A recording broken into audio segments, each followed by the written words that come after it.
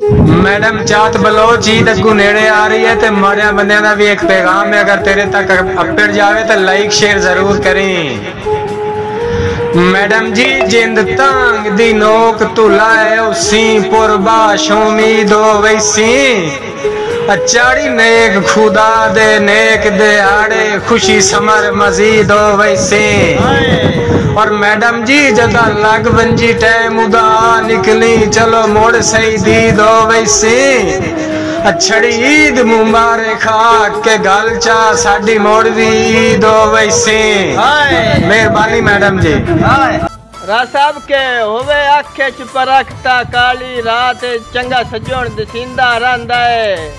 अडंग एक भी लोड़े च गत्या होवे सारी उम्र गिणींदा रहंदा है। वाह जी वाह। ते ठीक है अखान सियाणिया दा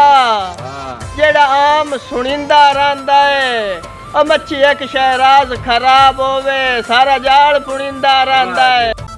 के उता वेखे ना तेरे कान आया क्यों नजर हीठा कर लईए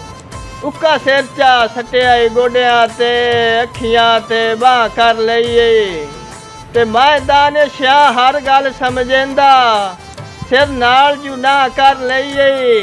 गल खुल के सामने आ नहीं गई ओदे रसण दी हाँ कर लईए होवे सज्जन ता दीद परस्त होवे बेदीद दा काविश की फायदा अल्लाह हासिल शायदा मिलनी नहीं उम्मीद दा काविश की फायदा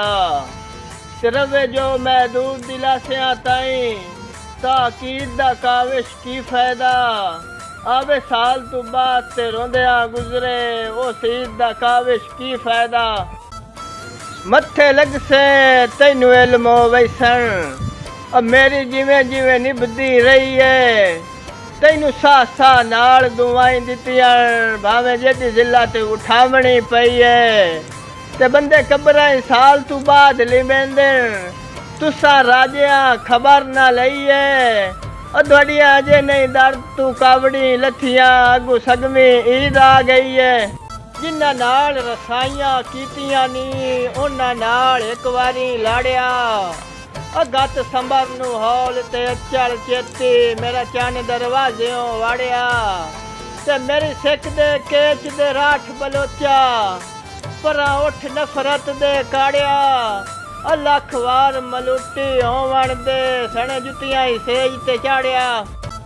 केडा कमला नूर तू बन गया है तेरी क्यों नहीं अकल ठिकाने पवे भीड़ ता लगदे छड़ जांदे सच आंदे लोग सियाने